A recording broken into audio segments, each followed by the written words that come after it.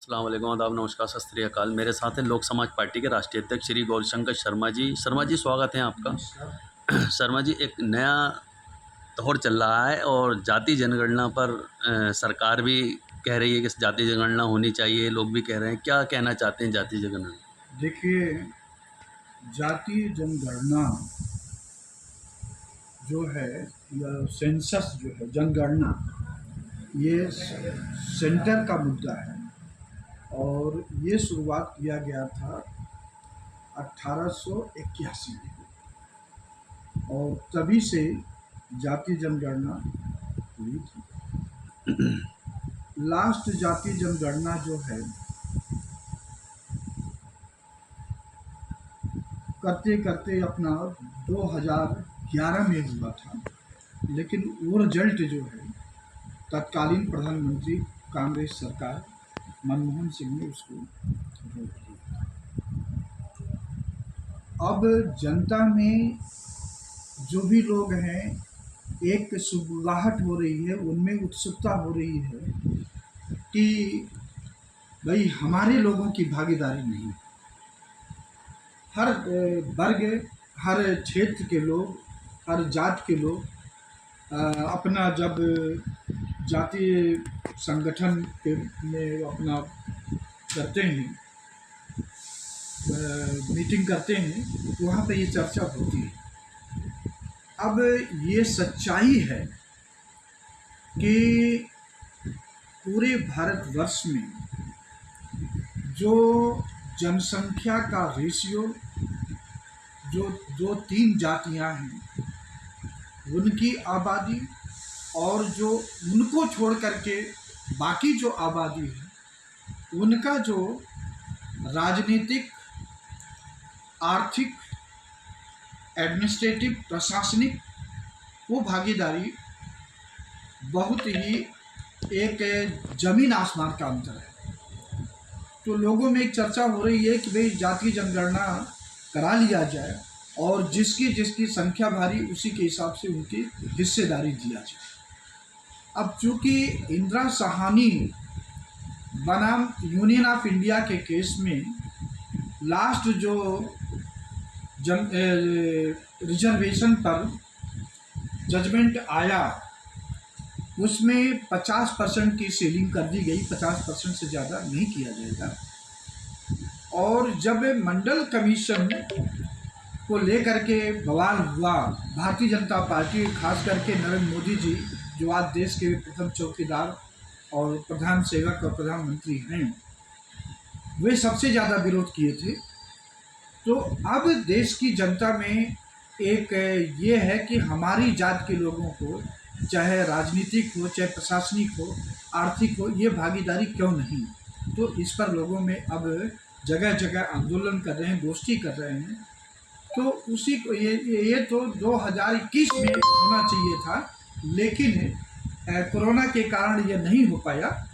बाद में मांग उठा तो नरेंद्र मोदी की सरकार जो है कह दी ये तो राज्यों का मामला है। ये नहीं, सरासर झूठ देश के सामने प्रधानमंत्री नरेंद्र मोदी झूठ बोले और इस प्रकार बिहार सरकार कराई, फिर कर्नाटका, फिर अपना आंध्रा या तेलंगाना सरकार कराई है कि जाति जनगणना।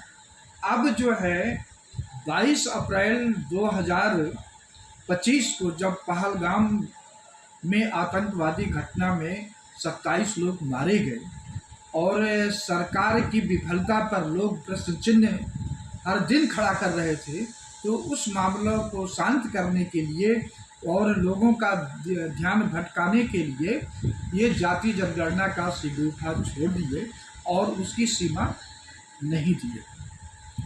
लोक समाज पार्टी इस जाति जनगणना का स्वागत करती है और भारत सरकार से अपील करती है कि बिना समय गंवाए पूरे देश का जातिवार जनगणना कराया जाए और उसी के हिसाब से लोगों को राजनीतिक, प्रशासनिक हिस्सेदारी का एक नया फार्मूला तय किया जाए, जिससे देश में शांति भी रहेगी, आंदोलन नहीं होगा और देश जो है एक विकसित द्वार खुलेगा।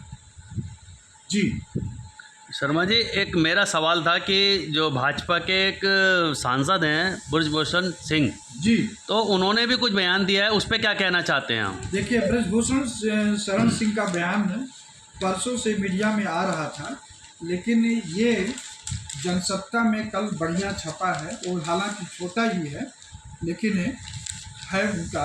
ये देखिए, ये जो पीला मैं किया हूँ, देख लीजिए, पीला पोर्शन, ये ब्रजभूषण शरण सिंह का ये ऑन रिकॉर्ड बयान है। जैसे आपने कोई, जैसे हमसे प्रश्न पूछते हैं, तो वैसे उनसे किसी पत्रकार ने प्रश्न पूछा, तो उन्होंने कहा कि जाति जनगणना जब होगा तो एक बम फूटेगा और सवर्णों के लिए अलग देश बनेगा। अब देखिए, यह एक विश्व के बहुत बड़े लोकतांत्रिक आबादी वाले देश के एक माननीय सांसद, और वो भी सत्ताधारी पार्टी का व्यक्ति, ऐसा कहता है कि सवर्णों के लिए अलग देश बने। तो आप इस बात को लेकर के अगर नहीं ये किए हैं, कहे हैं, तो इस बात पर प्रधानमंत्री नरेंद्र मोदी को और जो आरएसएस के अगुआ हैं, जो सर्वा हैं, मोहन भागवत को सबसे पहले बयान देना चाहिए कि आप ये ब्रजभूषण शरण जी इस बयान को वापस लीजिए। ऐसा नहीं कर सकते। अगर ये सवर्णों के लिए अलग देश बनाएंगे तो खालिस्तान के लोग अलग देश कर रहे हैं, तो क्या बुरा कर रहे हैं? कल वो द्रविड़िस्तान मांगेंगे तो वो क्या कहेंगे? तो खालिस्तान जब कहेंगे तो देशद्रोही हैं, और द्रविड़िस्तान मानेंगे तो देशद्रोही हैं। लेकिन जब ब्रजभूषण शरण जैसे लोग जब हैं एक सवर्ण देश की बात करेंगे तो वो देशद्रोही नहीं है, हैं? उनको नहीं, उनके खिलाफ कार्रवाई होना चाहिए। तो ऐसे लोग हैं जिनको ऐसी चीज़ें नहीं मिलनी चाहिए, और लोकतंत्र में ऐसी व्यवस्था है कि जिनको मिल जा रहा है उसका रिस्पेक्ट नहीं करते हैं। मैं ब्रजभूषण शरण जी से मैं यही अपील करूंगा कि आप अपने बयान को वापस लीजिए। चलिए, गलती से कैसे भी निकल गया, इसको आपको नहीं कहना चाहिए। अब समय की ज़रूरत है। नरेंद्र मोदी हो या किसी की भी सरकार बने, जाति जनगणना को नहीं रोक पाएंगे। और देखिए, आप पूरे देश में जाइए, वाइस चांसलर का जो पद है, हाई कोर्ट जज और सुप्रीम कोर्ट के जजों का जो पद है, और आप देश के प्रोफेसर का जो पद है, फिर देश में पॉलिसी मेकर जो लोग होते हैं उनको देखिए। ये जो हैं वहाँ पर, ये लोग कहाँ पर हैं? ये दलित, ओबीसी, आदिवासी के लोग कहाँ इनकी रिप्रेजेंटेशन है? तो यहाँ पर कोई कंपटीशन नहीं होता है, एक योग्यता के बल पर की जाती, लेकिन वो नहीं कर रहे हैं, वो करते हैं। तो आप लोगों को दबाए नहीं रह सकते हैं। ये 1947 का पहले वाला देश नहीं है जो कि गुलाम बना करके आप करते थे, ये उसके जो ब्रिटिश शासन के लोग थे। अब ऐसा नहीं होगा। यही कारण है भारतीय जनता पार्टी, आरएसएस के लोग ये चाहते हैं कि दलित, ओबीसी के लोग धर्म कर्म में फंसे रहें, कांवड़ में फंसे रहें, हिंदू मुसलमान मंदिर मस्जिद में फंसे रहें, 5 किलो राशन में फंसे रहें, जिससे ये अपने अधिकार को भूल जाएं और ये गुलाम बन के काम करें। लेकिन उनके मुंह पर अब धीरे धीरे उन लोगों के मुंह पर तमाचा लगने लगेगा, क्योंकि लोग अब जागरूक हो रहे हैं। इसीलिए जाति जनगणना की बात पूरे देश में उठ रही है। मेरा सवाल था, आखिरी सवाल है कि जब देश में जाति जनगणना होगी, तब जब होगी उसके अंदर क्या होगा कि मुस्लिम समाज जो आजकल कहता है कि हम बहुत ज़्यादा, सच्चर कमेटी की रिपोर्ट के मुताबिक भी वो बहुत ज़्यादा दलित से भी पिछड़ा हुआ माना जाता है। जब जाति गणना होगी उसके अंदर मुस्लिम समाज को कितना दिखाया जाएगा, क्या नहीं दिखाया जाएगा, ये भी सवाल आ रहे हैं अभी तक। देखिए, जो अभी तक है कि ओबीसी और दलित हिंदू में, उसी प्रकार मुस्लिम में भी दलित और ओबीसी हैं, तो उनके लिए सरकार 27% की और 22.5% की सीमा निर्धारित कर दी है उसमें।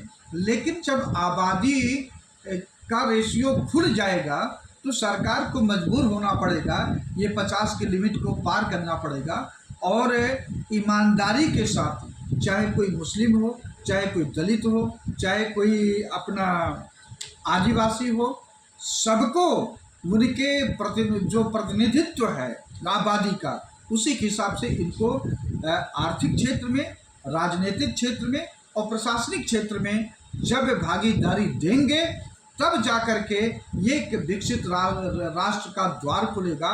और ये करना भी चाहेंगे ना तो आने वाले समय में देश में एक बहुत बड़ा बगावत का शुरू होगा और ये भारत सरकार संभाल नहीं पाएगी, क्योंकि आप तभी तक लोगों को दबाए रख सकते हैं जब लोगों की जानकारी नहीं। आज सोशल मीडिया का ज़माना है, आज डिजिटल मीडिया का ज़माना है, हर चीज़ें धीरे धीरे जानकारी हो रही हैं, तो लोगों को हक देना पड़ेगा। और जो आज तक चाहे कांग्रेस की सरकार हो या भाजपा सरकार कर रही है, उसको अपने इस नीति से बैकफुट होना पड़ेगा। जी जी, बहुत बहुत शुक्रिया शर्मा जी।